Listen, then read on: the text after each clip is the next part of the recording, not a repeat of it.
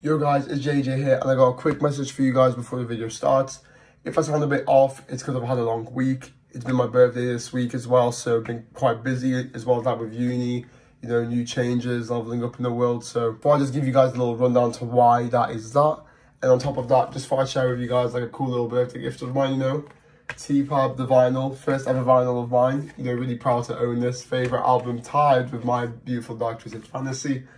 So that's the reason why I may sound a bit off throughout the video. However, I hope you guys enjoyed the video. You know, like, comment, subscribe, all that stuff down below. And of course, get straight into it. Yo guys, it's JJ here. And today, I'm going to be taking you guys through a TAKEOFF and QUAVO type beat. Because as we all know, the Migos are in a sticky situation. And without further ado, let's get straight into this Infinity Links beat. So, first of all, for this beat, of course, you know these guys love to rap over keys. First thing I got was Omnisphere from the Palace Bank, the volume 2 of it. I got a preset called the Keys Haze. With that, I lay down a very basic chord progression, nothing too complicated, but here we go. So, started off with my root notes, F sharp, C sharp, took it up an octave, and then from there, as you guys can see, I just made these two different minor chords and played them over. However, I also have these nice little top ones that come in as well. Then once I did that, I copy and pasted this over the space of the full 8 bar. And then once I got to the end of the 4th bar, for a bit of variation, as you guys can see, I added these nice little like transitional keys. Just gave it a nice little bit of, you know, a nice little bit of rhythm. And without further ado, this is what the keys sound like.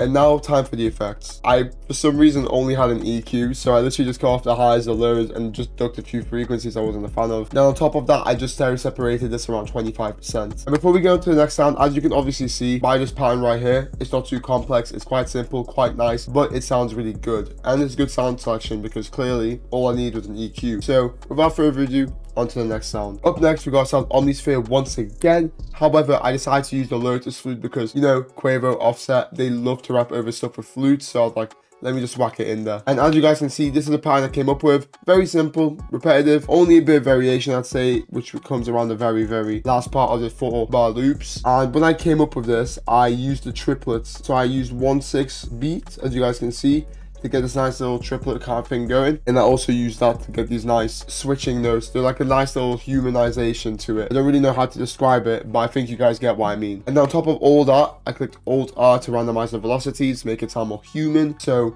without further ado, this is what the flute sounds like.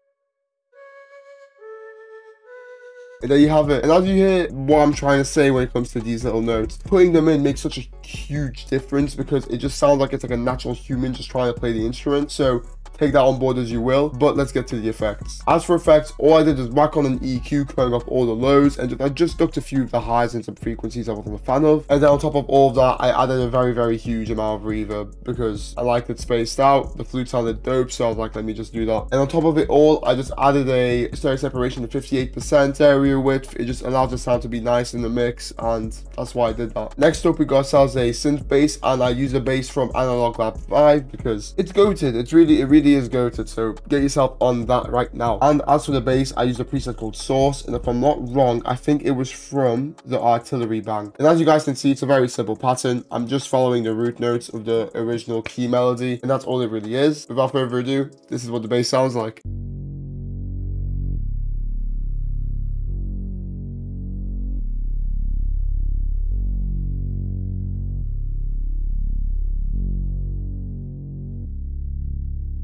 And there you have it. Very simple, straightforward, but it's nice sound. And as you guys can see for effects, I literally whacked nothing on the space because I thought it sounded good how it was already. Then, last but not least, for the melodic aspect, I added a Rhodes keyboard, which was just the Whirly V2 with the Rhodes preset. And as you guys can see, I used the same chords I was playing down from the original key melody. However, instead of keeping it on time, I just dragged it another half beat forward, so it has this nice little like delay effect. Of course, you have to strum it, so I clicked that Alt S. That allows that strum to sound more human. And on top of that, I clicked Alt R, and that allows the velocity to randomize, so again, it just sounds more human because you want to have a really nice authentic sound. It doesn't sound robotic, and it just sounds good. So without further ado, this is what the Rhodes sounds like.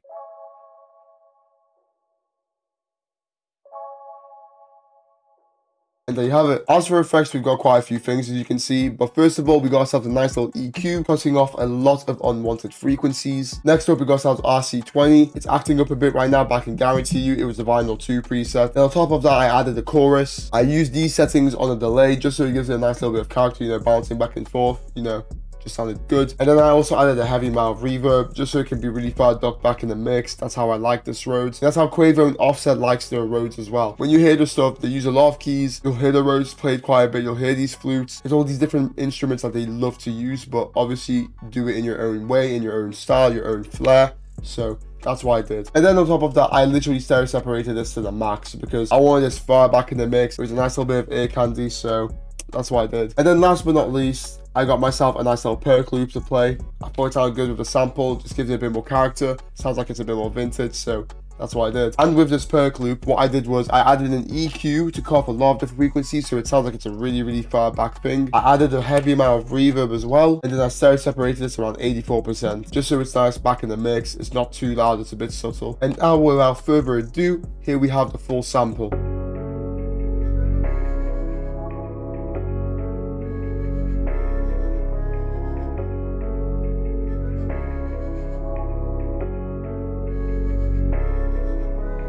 And there you have it, folks. That is the sample. It sounds super cold. It would sound great on the new TAKEOFF and QUAVO album, in my opinion. Again, that's my take on the whole sound. Really, really messed with this sample. I was really happy when I made it, and hope you guys obviously, you know, got a few things out of that. But wait, there's more. And obviously it's the drums. So without further ado, let's just get into it. First of all, instead of using a clap pattern, I used like a nice little rim shot pattern. So that's what I used. And this pattern repeats every 2 bar. However, at the end of the 8 bar, I just added another note for a bit of variation. This is what the rim shot sounds like.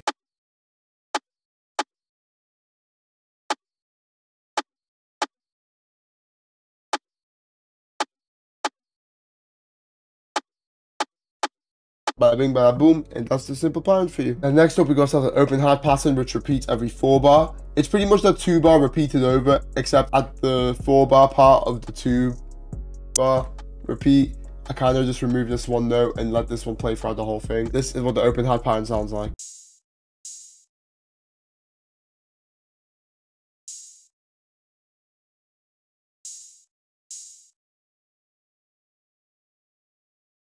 And that's the hard pattern, and that's the open hard pattern. And as you guys can hear, if you have headphones on, I have them, you know, sound shifted to the right, some of it's to the left, a nice little bit of panning done, so that's what I did over here. And next up, we got ourselves the kick pattern. It's a very basic one that repeats pretty much every 2 bar, with a little variation on the end of the 4 bar. And then at the full 8 of the 8, and then at the full length of the 8 bar, you can see I have this nice little like kick roll thing I did, so it sounds super nice. And of course, you want to click Control A, because what? You want to max your velocities. That's what you want to do. Use that scroller wheel, max them out. It makes your drums punch super hard, super dope. And this is the kick pattern.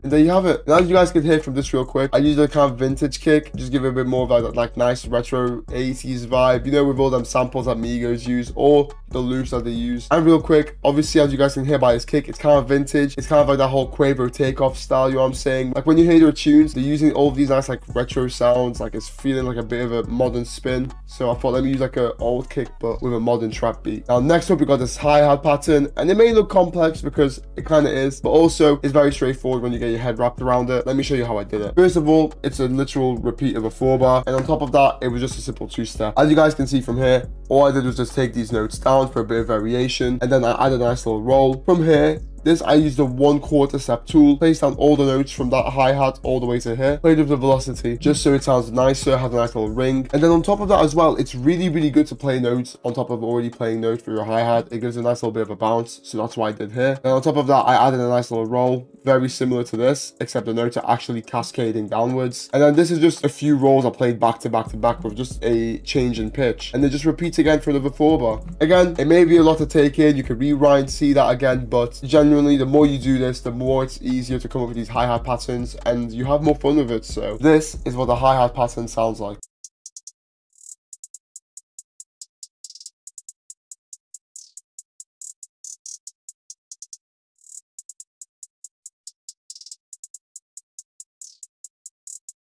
And there you have it. And of course, last but not least, we have ourselves the 808. And as you guys can see, I obviously followed the root notes from the original melody. And of course, you know, Control A, max your velocities, big capitals again. And that's all it really is. Very simple, following the kick pattern, maxing the velocities, and following the root notes. 3 simple steps for a hard 808. And without further ado, this is what the pattern sounds like.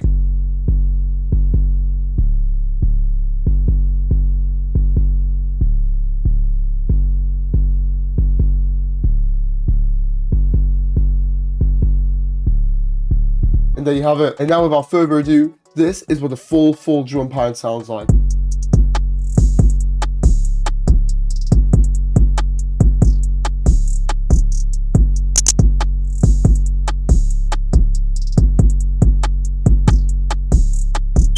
And there you have it. It's a simple drum pattern, not too simple, but super nice at the same time. Gives me that nice QUAVO takeoff vibe, super smooth, would go great with the melody. And of course, you know, you've made it to the end of the video. So, thank you for watching. I hope you guys have enjoyed. You've taken a lot from this. And of course, now you know how to make yourself a QUAVO takeoff beat. And take it easy. Peace.